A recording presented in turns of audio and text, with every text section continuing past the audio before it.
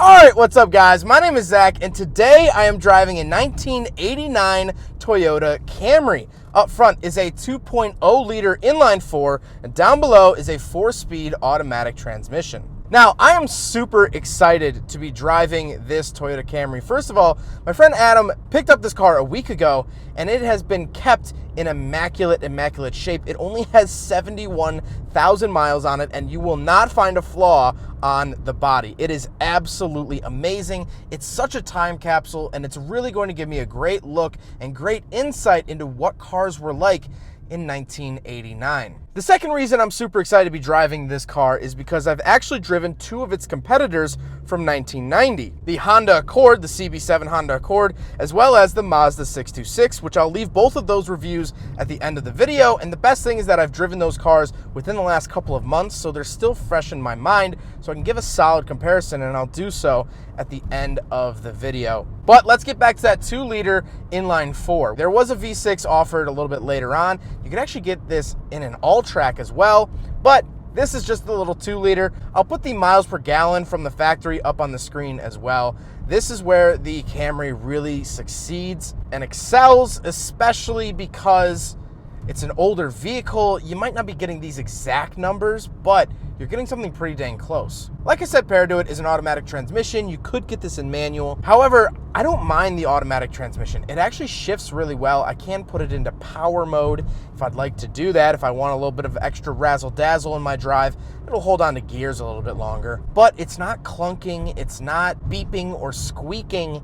It's a nice, solid, quiet transmission, and I really appreciate that. And last but not least, of course, the Camry is front-wheel drive, but like I said, very rare they offered these with the all-track, which means all-wheel drive. Very rare option, though. I've never seen one in person, but apparently they're out there in the world.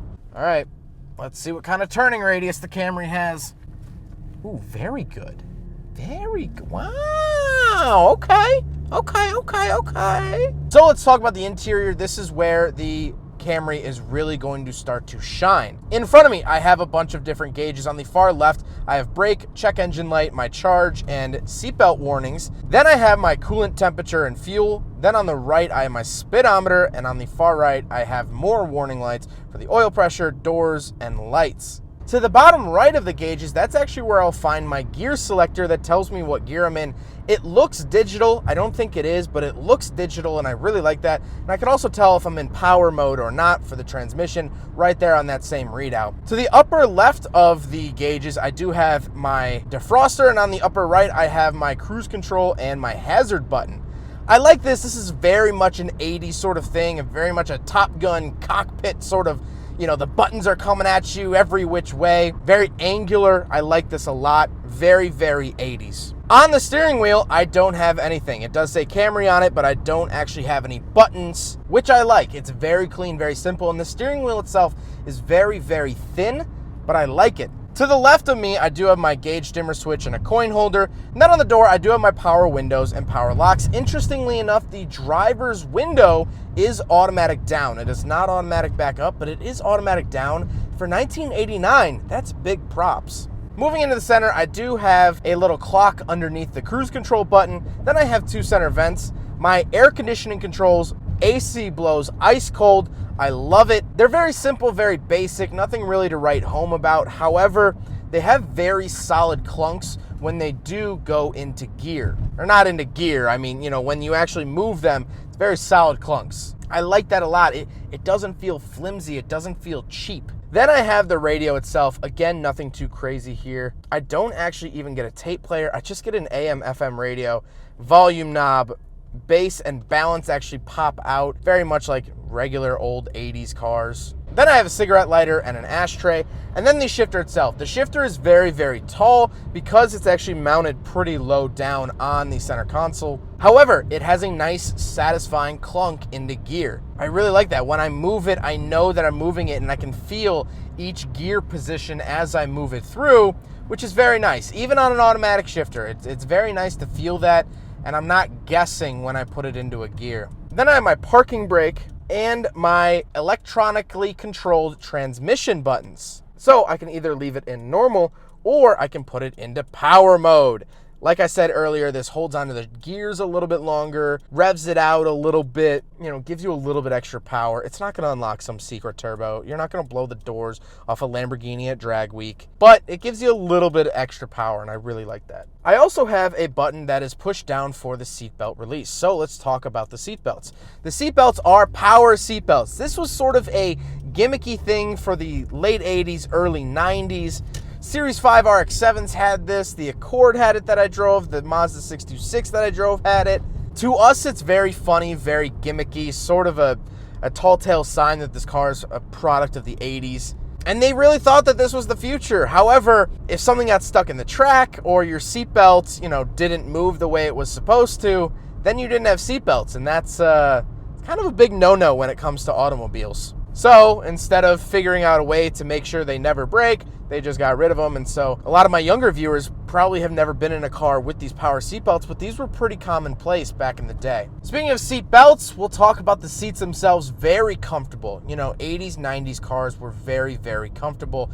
This feels more like your grandma's couch than it does an automotive seat. I feel as though if I took this seat and actually removed it and put it in my house, it would actually be a comfortable place to have dinner or read a book. I love that, and I miss that about 80s cars. But speaking of seats, we do have back seats, so let's do a backseat review. All right, so I'm in the back of the 1989 Toyota Camry, and legroom is decent. My legs aren't initially hitting the front seat. If I move them a little bit, they do a little bit. They are nice and comfortable. I mean, in 70,000 miles, I can't imagine these were used all that much, which is really, really nice. No center console. I have standard seatbelts back here, no power seatbelts for the rear occupants, but I do have power windows, which is a very nice feature for 89. But really not too much to show back here. It is what it is. It's nice and comfortable though, and like the front, I can see everything through here. The visibility is really good, and we'll touch on that a little bit later on. Now we gotta talk about the looks. Now, like I said, Adam has kept this car so clean. I mean, the previous owner really kept it clean too. Under the hood, the previous owner actually wrote down every time he did an oil change, which is absolutely awesome. Such a time capsule piece. But really, the exterior is so time capsule as well.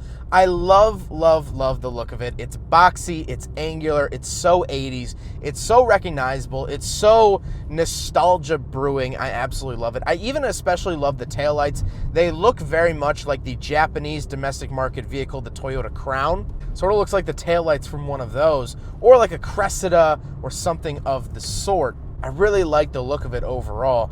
And guys, I'm going to keep talking about it. I can't get over how clean and rust-free this car is. It's really, really something very, very special.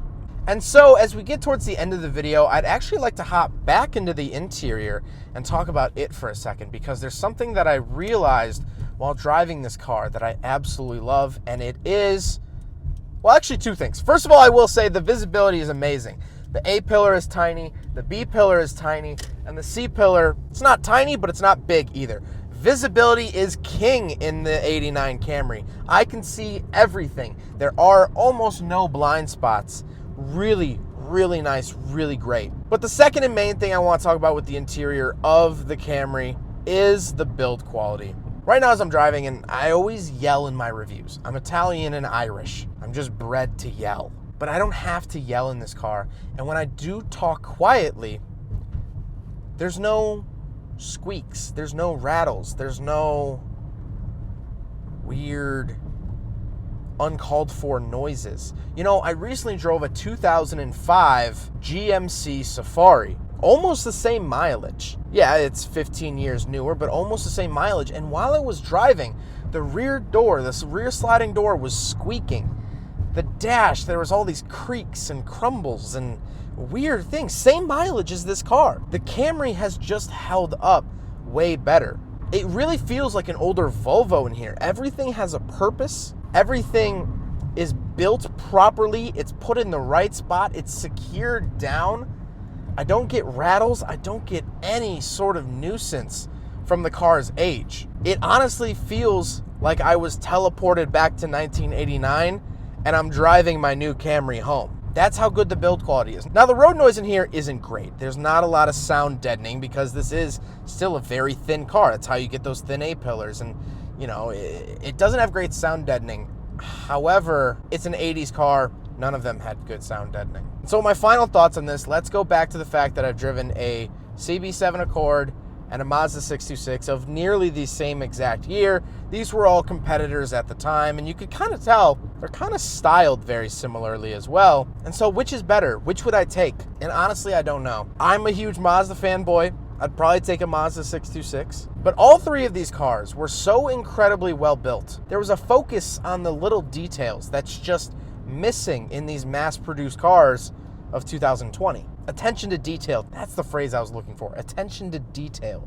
There was an attention to detail. I feel like there was an entire board meeting for the Toyota Camry on how the doors should feel, because the doors feel amazing. I'm going to cut to a raw audio clip here of the doors. They just feel and look amazing.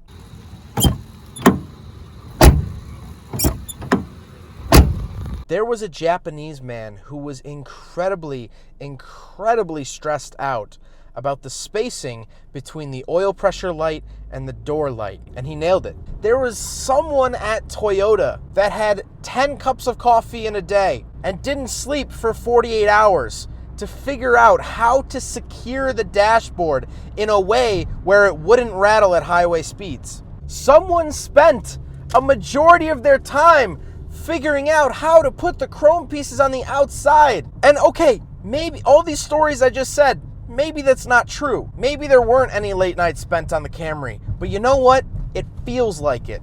It feels like it got the attention and love it deserved to make it a truly great car. Because this is a great car. Cars were great in this era.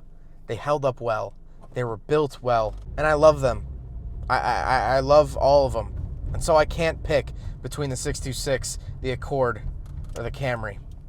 Can't do it. And so, as I end this video, first of all, I want to give a huge thank you to Adam for letting me take out his Toyota Camry. This thing is an absolute time capsule, and I will not drive a cleaner Camry from this era. And so I'm very thankful that he gave me the opportunity. But I do want to hear from you guys. Have you guys driven one of these Camrys? Was this your first car? Did your grandma have one? Please, if you have a story with this generation Camry, please leave it in the comment section down below. I'd love to read them and hear your thoughts on the '89 Camry as well. But I hope you guys enjoyed the video. Don't forget to rate the video, comment on the video, and subscribe if you really liked it. Take care, guys.